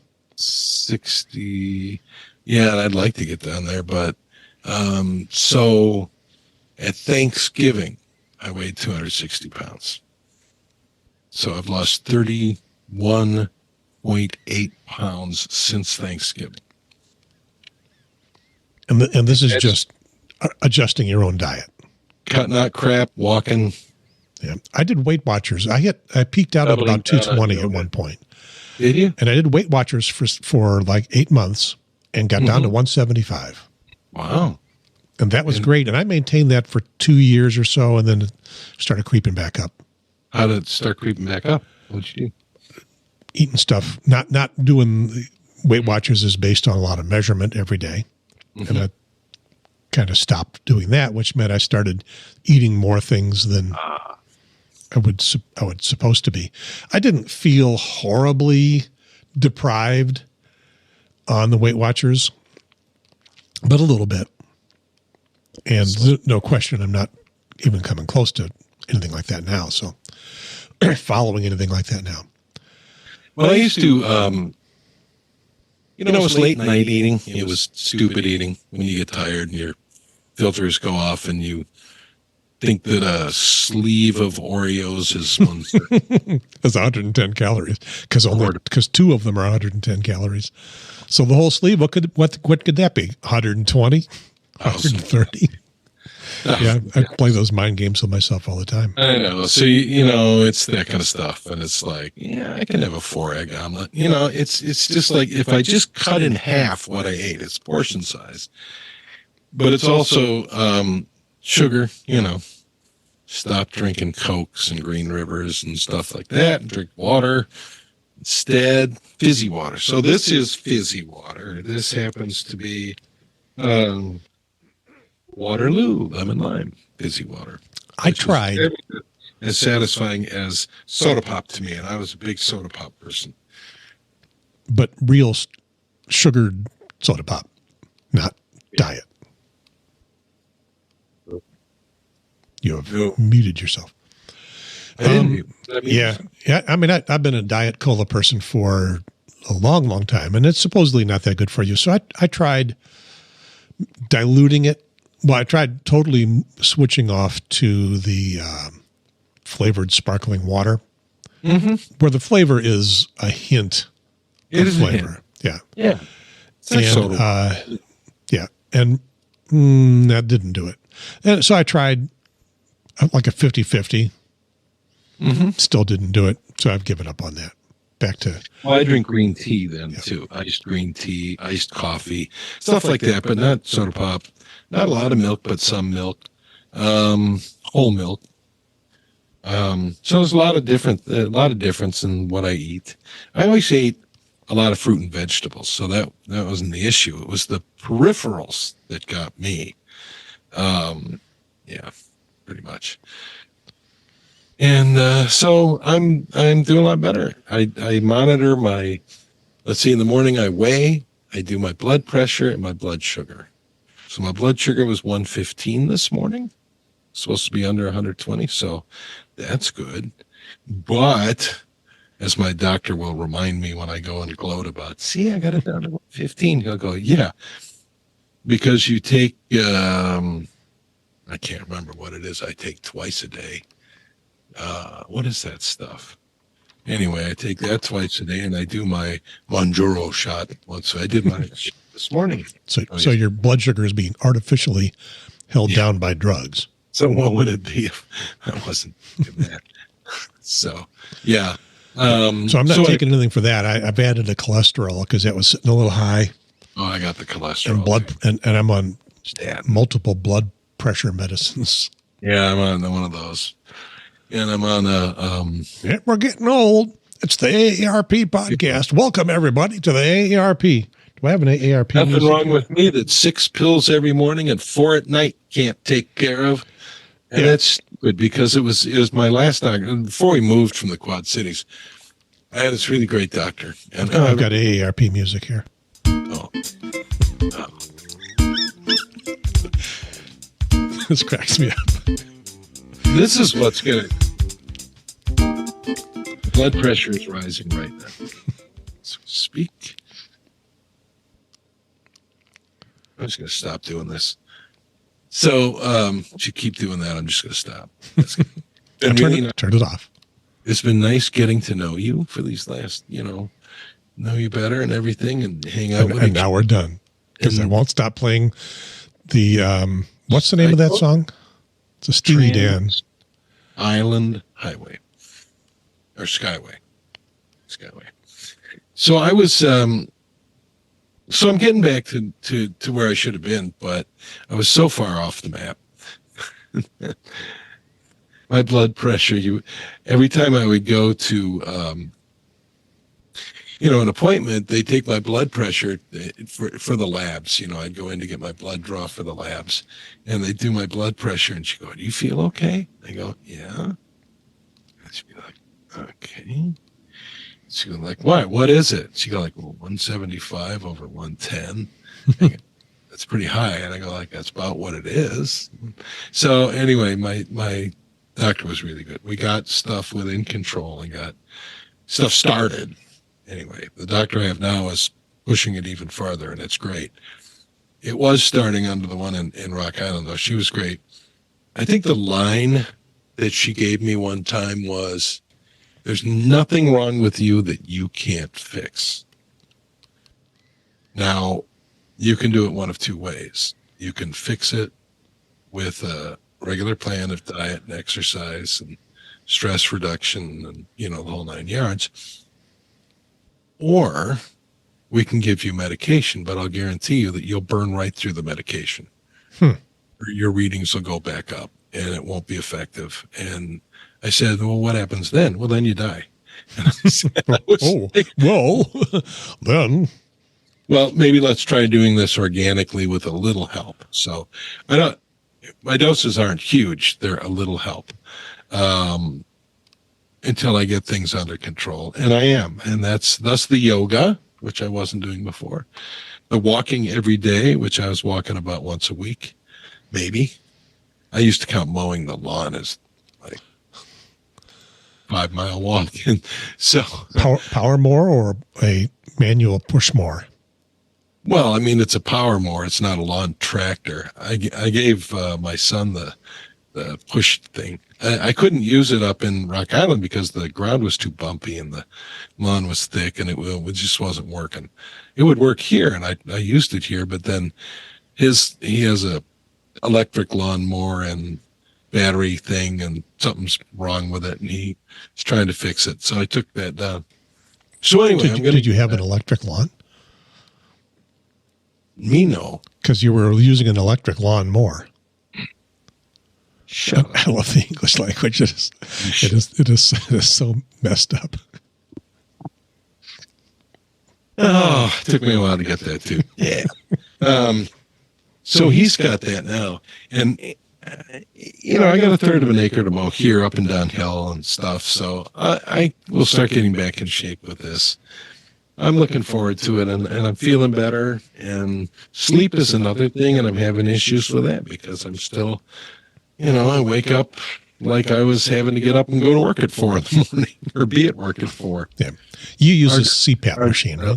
So, yeah. I've just started doing that. That's another episode, which the name of which will be the Continuous Air Positive Air. Continuous Positive Air Podcast. Yeah, there you go. So you can usually see within the first hour of me waking up, you can see where my straps go. And because I got to wear not only this, I have the nose pillow thing, but I also have to wear a chin strap because I'm a mouth breather apparently at night. And I would a mouth breather during the day too.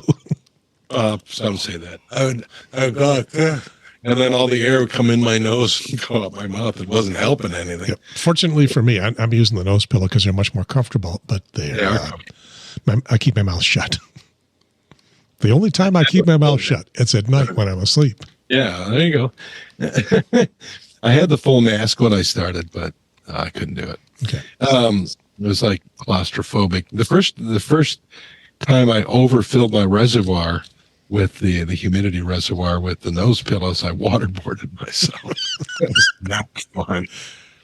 Yep. So, we could do a whole thing on app. Once again, I really need AARP music. What have I got here that might be AARP music? This is probably not AARP music. Yeah, this is not AARP. Kind of a bad music on hold. This is what I put behind the rap thing that we did. It's just got the super bass in it. All of our operators are busy assisting other, but we value your call. Not enough to hire enough operators to handle the volume of calls we're getting. I engineered a not music on hold, but a thing on hold for Travelocity that we did with the roaming gnome, the actor that played the roaming gnome, and they had him a script for him to read. But before we did that, I was suggesting we do something like this, and this is my best impression of the roaming gnome. Hello, there doesn't seem to be anybody here. They said your call is important to us, but I don't see anyone here. Hello? Hello? Is there anyone there? Is there anyone who could take this call?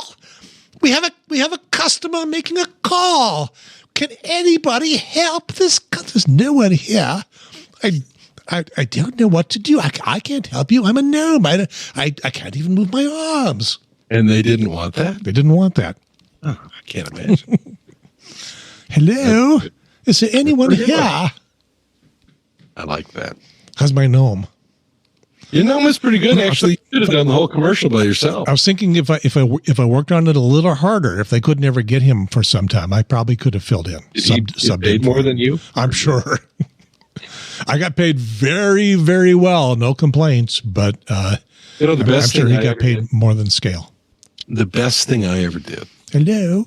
Was I did a set of training videos. I voiced them for a friend of mine who had a production company, and they were for, I don't know what they were. It was like Quick Trip or something, one of the convenience store things.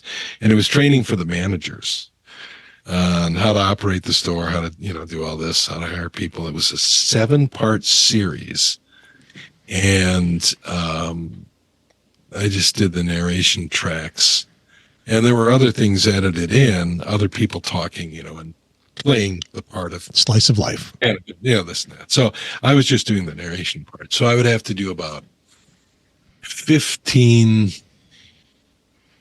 1-sentence to 2-sentence recordings for each one of these. And so it would take me probably an hour to record them, and then to separate the tracks another 15 minutes, and then burn them to a CD another 15 minutes, and then drive them to Federal Express another half hour. So I don't know, what are we at, an hour and a half or something? I got paid $1,000 for each one of these.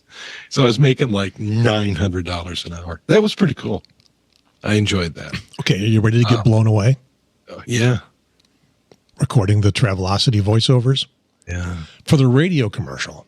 Yeah. Took me 30 minutes or so. Yeah. $1,800. And if they ran it past 13 weeks, I got another $1,800.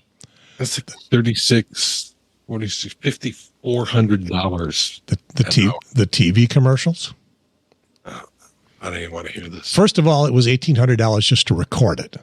Yeah. And then if they made it to the air, it was another couple of $1,000. And then if it made it past 13 weeks, a whole thing again. Wow. And that was union scale. That was just union scale. 10 years ago. Yep, 2007 or so. Wow, that's bought me a car, put in a 401k, and of course 2 years later it became a 201k. A 201k. Yeah, the .com bust of 2010. Oh. Yeah, I'm having a little trouble with still driving that car. I'm trying to figure out how the stock market keeps going up to records, but I'm in the negative territory. I don't know what they're invested in. You got like a mutual fund? It's TIAA, the teachers thingy. And so I'm not in the rapid growth. I'm in the mixture of safe and stick your toe in the water a little bit. But, the month of January, my earnings were minus 0.2%. And the stock market was hitting new records. And I'm like, what are you guys doing? Who's running this? Putting your money in all those environmental funds. Well, the point of it is I could withdraw it all and put it in a savings account for 5%. Where did you get a 5% savings account? Oh, you can get Ally Bank has them right now. That's a promotional rate. Online. So for 5 minutes. Well, good. And then go to another one for 5 minutes. But you can get CDs. CDs are 4.755%. I have an I-bond. Oh, those are good, too, if you bought them at the high interest rate. Yes, which I did. Yeah. It's not earning that now, but it did for a year.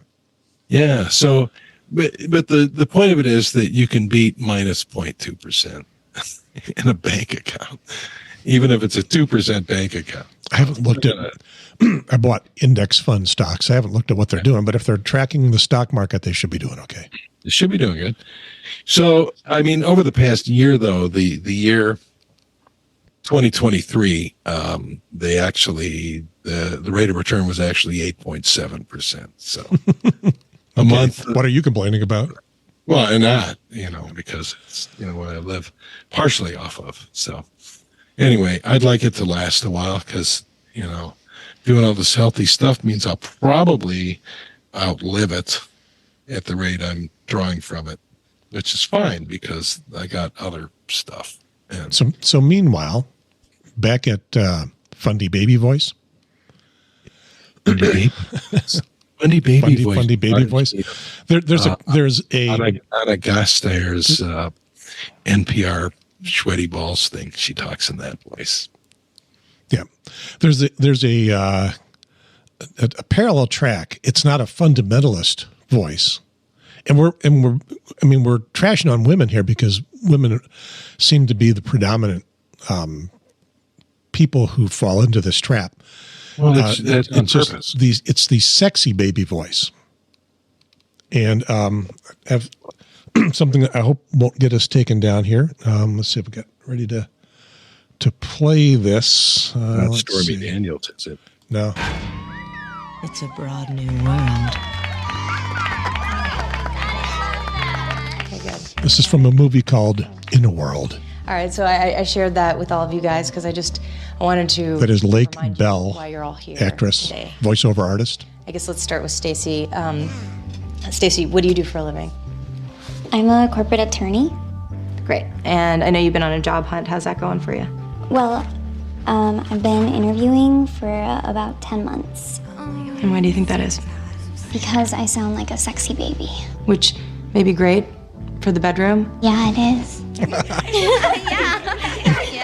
But am I really going to hire a sexy baby to defend me in a patent infringement lawsuit? Right. No. Okay, so Nope. over the next Nope. That's the tail end of the movie called In a World. In a World. Have you ever run across that movie? No, but a friend of mine does those movie trailers now. The In a World guy died. Don LaFontaine, yeah. Yeah, a friend of mine does a lot of those now. In a World. Yeah. Well, that's what that movie is all about. This was just kind of tacked on at the end because it was kind of a Lake Bell thing that she was kind of fighting against the sexy baby voice thing. The movie was produced shortly after Don LaFontaine died, and it's all about all of the voiceover actors in the Los Angeles area trying to vie for becoming his successor. I got it. So it's a lot about the neurotic, egocentric world of high-paid voiceover actors.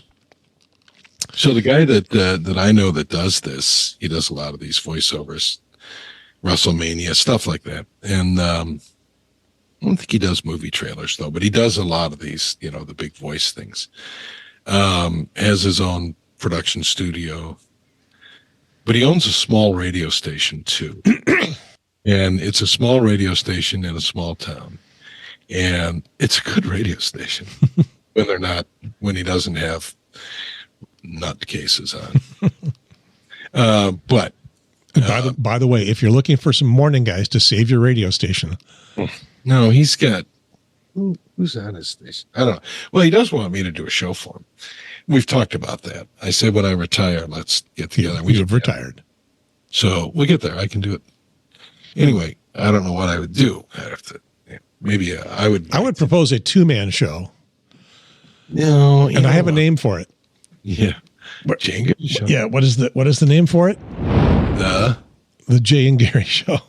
Jay and Gary Show. Which I forgot to stick in there. So before when we did our show intro. So he does the imaging for his station. That's the station IDs and promotional announcements and sports intros and stuff. And he does it in his big production voice. It sounds so good because it's really well done. But in that market and at that size station, it's just so out of character. It's great. I love it. The stuff he does is so good. And he does, commercials for his station and stuff like that. Okay, here's my shot at In a World. In a world where DXers battle to work 'em all, one tiny island slowly rose to the top of the most needed list. Navassa. In January 2015, 15 aging radio amateurs, 15 seasoned DX professionals, set out by sea and by air to spend 2 weeks putting the island back on the air and in your logs. Sugar Victor 1, Romeo Kilowatt 59.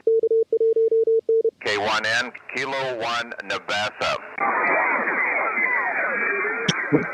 They survived on the most basic food, endured primitive conditions, and a hostile environment. All so you could make that one coveted contact. Whiskey 8 Bravo India 59. On every band and mode, plus a safety contact just in case. Now you can experience this epic DX adventure. Bob Alphin presents K1N Navassa, the movie. The DVD. Available at many fine amateur radio retail establishments or direct at NavassaDX.com. Order yours today. I love it. No red boobies were harmed in making this movie. I love that. Yeah, I do not have the voice to be the big movie trailer guy, but I come close. You could be the little movie trailer guy. Yeah. In a world. No, instead of in a world, in a continent. On an island. In the middle of the Caribbean. In the middle of the Caribbean. 16 aging radio amateurs. Yeah, I did the voiceover for that DVD at the time. It's on YouTube now if you want to watch it. Called K1N Navassa. K1N Navassa. As I edited the program and did the voiceover for it. And then I did that trailer. And the producer, the guy that that contracted me to do the editing and all that, saw that trailer and thought, no way. And fortunately, he showed it to a couple other people who said, "Oh, you got to use that. That is great." It's once again, it's one of those cases of people that go, "I don't have the imagination to see that is awesome." It is awesome. I thought it was. And there were a few people that said, "Oh, I'm not going to watch that show if the guy sounds like that all the time." You idiot! Have you ever seen a movie trailer? Does the movie sound like the trailer all the way through? No, you idiot, it doesn't. I'm not going to watch a show like that if it sounds like that all the way through. You know what? Defriend them. So, why did I get into radio? We covered that one time. And I just happened on this because my old station, WVIK, is looking for a news director. And so I was Googling around to see what they were going to pay and stuff like that. Not that I was going to do it. But, this was before you went to work there? No, this is now. Oh, now. The news director. You don't want to go back to work as a news director of a station you used to be CEO of. Right. The news director just retired recently, and so did the assistant news director. And so wow, they had a major set of retirements in the past year. Yeah, and me, and it was like, well, the news director had made me a promise not to retire until after I retired. So he did. And but then the assistant news director up and retired, and so they're, but they're advertising for the news director now. When you work at an educational institution, sometimes the wheels of hiring turn slowly. So they're getting to hire the news director now. And it's not quite a year since they've had one, but they've had a very capable person at the helm of the news department. So not worried about that. But anyway, the long and short of it. There you go. Oh, drink. Everybody drink.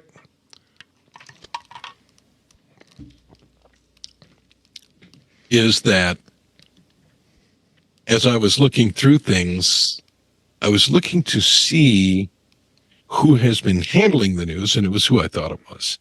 And I happened upon my updated presence on their website. You know, it's like Wikipedia. It changes from Jay Pierce is the general manager and CEO as to Jay Pierce was the general manager and CEO. Which is, I mean, nothing unusual about that, do they? But I read through it again, and you should read it. Okay, WVIK. So you look up WVIK staff. Just Google WVIK staff. I think that's where it was. I don't run it.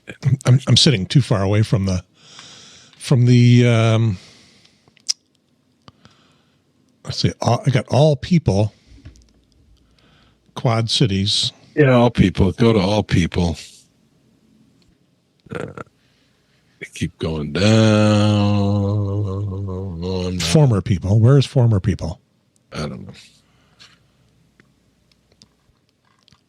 Because you're not in the all people. I know. I just looked at that. So where should I be looking? Maybe you have to put in Jay Pierce WVIK radio, something like that. I'll try that. But that would really have you hidden. You know, it may not be live anymore on it, but it doesn't say was. It was retired former CEO, general manager. Yeah, there I am. Look at how nice I look. Turn your head around. Turn your head. Let's see the bun. Oh, wait a minute. I got to put your picture on the screen if people are going to see that. There you go.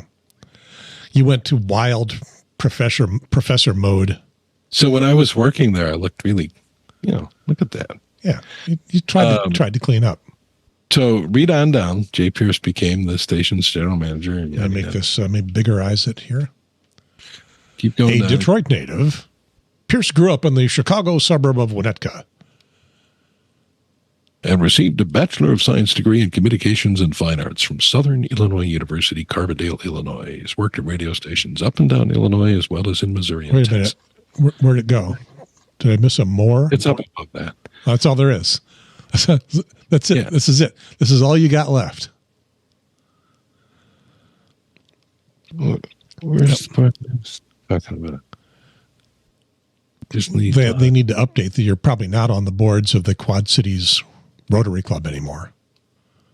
Are you still maintaining those positions back in Quad Cities? Yeah. Just know one thing. Well, where was that thing that it must have been in an article. Well, it wasn't that. Anyway, that was fun. I don't know where it went. So what did it say? What are we getting at here? It said that Jay Pierce got into radio almost 50 years ago because he wanted to be like his big brother. Oh, I want to see that. I know. That's why I wanted to find it. Jay Pierce got into radio after sitting at the knee of Marconi and saying, I think you got something here, Mark. Something like that. He's anxious to spend more time with his grandkids. Jared Johnson will do a good job. I don't know. Anyways, it's there somewhere. So I'll find it and send it to you. I can't remember what it was. I was looking at that. Jade retired. Pierce retiring. Reception. Change. And Pierce has announced a second signal serving EEO. I don't know, whatever. WVIK names Jay Pierce as new manager. Jay Pierce glad to be a friend of WVIK. Yada, yada, yada. Pierce on his retirement in public broadcasting.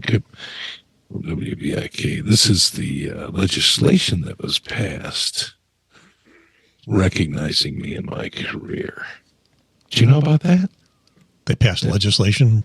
Oh, yeah. The Illinois General Assembly? Mm-hmm.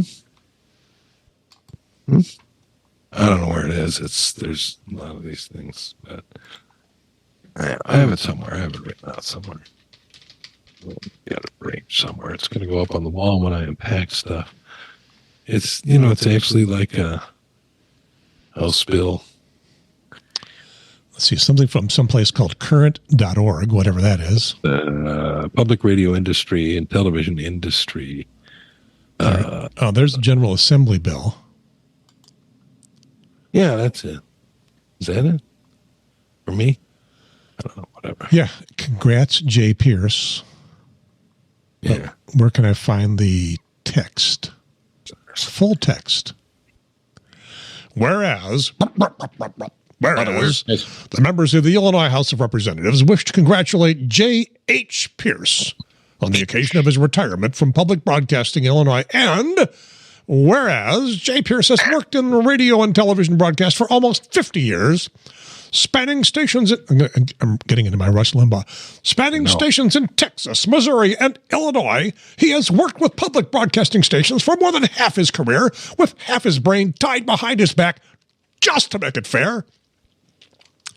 Whereas, for the last 11 years, J. Pierce has served as CEO, general manager, and on-air host, and chief cook and bottle washer at WVIK at Augustana College. And whereas... satellite dish in the winter. Snow. And shoveled snow off the satellite dish in the wintertime. And whereas, during his time at WVIK, J. Pierce ran the station completely into the ground, losing almost all community support by partnering with local businesses on numerous projects, expanding programming, and serving as an advocate for local news, arts, and entertainment. And whereas J. Pierce has also worked to ensure that WVIK is situated to face the difficulties of a new era by adapting the station's portfolio for the digital age, which was further highlighted when a station-produced podcast reached number 2. You're number 2. You're number 2. In the national podcast ranking, there's about 50 more whereases here. Oh, there's a lot of whereases. Resolved. Just like, now be it resolved.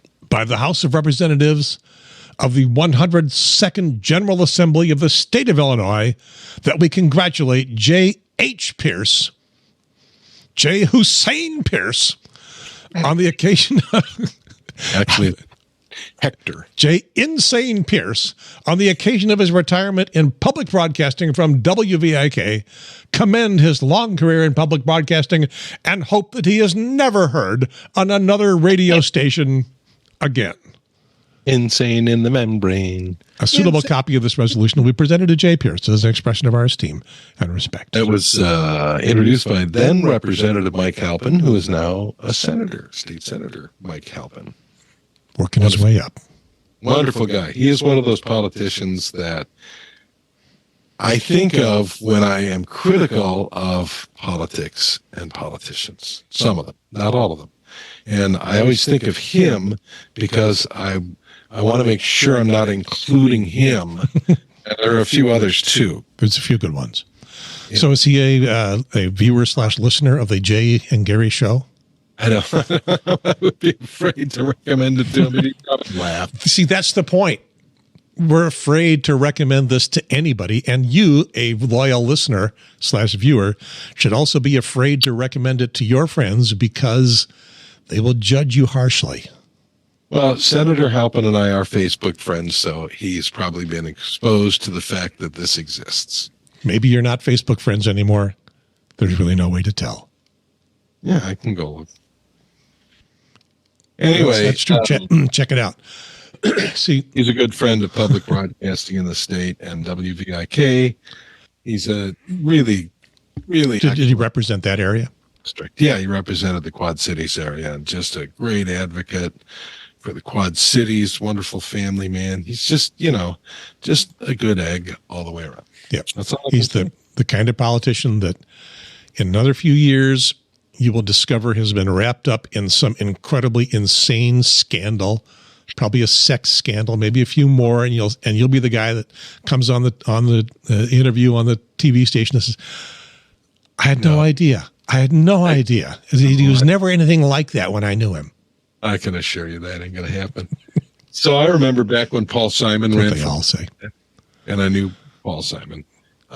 And I loved him in the, with that other guy that he sang with. Yeah, right. So, yeah, he did the Saturday Night Live where he goes, "I'm not that Paul Simon." Anyway, I was just a boy. He was a wonderful politician. I wish he could have been president, but he announced he was running for president, and I was the news director at WSIU at SIU in Carbondale. He was, from down there. And so he had been the senator, been a state rep before that. And people were calling, looking for dirt on him, just looking to say. And I would have these conversations, and they go like, well, there's got to be something. He has an interest in a nursing home in Troy that's been cited for a violation of some sort. I'm like, yeah, well, you know what? That may be an investment or something. I don't even know what it could be, but he doesn't run the nursing home. I don't know if you've ever been there. It's not like he owns the nursing home, and nursing homes have violations all the time. What are you looking for? Is that what's going to bring him down? People could not believe he was that squeaky clean. They just could not believe it. So they were calling, trying to make something of nothing. Yeah, but fortunately he was around before there were things like Twitter. Yeah. Well, he drove a 1962 Rambler American, for God's sake. How much trouble is he going to cause? Because what's his name? Anthony Weiner? Yeah. Everybody thought he was pretty squeaky clean until pictures of his crotch appeared. Well, I know, but there's no pictures. That we know of. There's worse pictures of me out there, if you know. that we know of. You know what the music means? Are we done? I believe we're done. I'm out of gas. You got any more? I mean, I got tons more, but I don't want to start into them at 2 hour point. Yeah. Unwrap on the last. Yep. So, this has been the Jay and Gary Show. Oh, wait a minute. I got this thing here. From the studio, et cetera, the Jay and Gary Show. Somebody actually said, the difference between yours and a lot of other podcasts is you have that really cool graphic. You guys are. Yes, I spent tens of thousands of dollars on a production company making that graphic. My brother's a professional computer. Yep. Here's where the problem is with the echo cancellation and stuff is that if I got the music playing, we can't hear you. Oh, you can't hear me? Well, you got to step it up a little bit, but yeah, because anything coming down the pipe going toward you turns you off or turns you down, and until you turn off all of that Zoom processing. I have to turn it off. You have to turn it off. Yeah. Okay, I'm going to have to look this up. Absolutely. There's about 20 different settings that you have to turn off and make them all go away. Okay, so what did I have here? Grandpa was a Nazi. I have our names here, but it's not someplace where I can easily push a button. Well, that's the part of the music I don't like.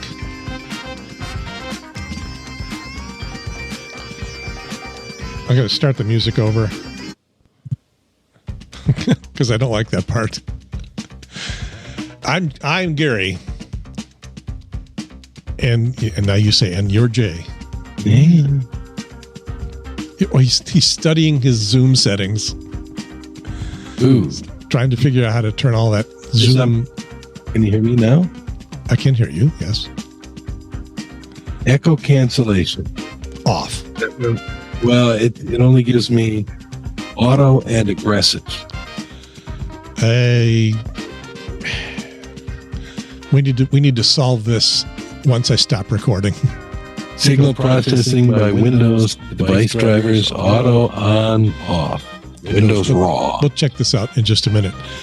We will see you whenever we decide to do another show. Apparently, we're in the weekly category just about. And this is show number 6. Got one more to go to cross the threshold of how many shows people typically give up the ghost on when trying to do a podcast. So, got one more. What are you doing? I don't know. I was trying to make a monocle out of the hairpin. Out of a what? Hair. They're very handy to, it's like... Oh, it's a hair thing. Ducky says... There's another podcast I listen to, a couple of local guys that used to be on the radio stations around here. So it's the bad part again, starting over. And they got fired from their last job at WBT in Charlotte, big 50,000 watt, but directional radio station. Yep. And they got fired from that, and they started a podcast. Like I say, the last refuge of washed up wannabe podcasters and broadcasters. And they don't end their show. They just cut it off at some point and stop.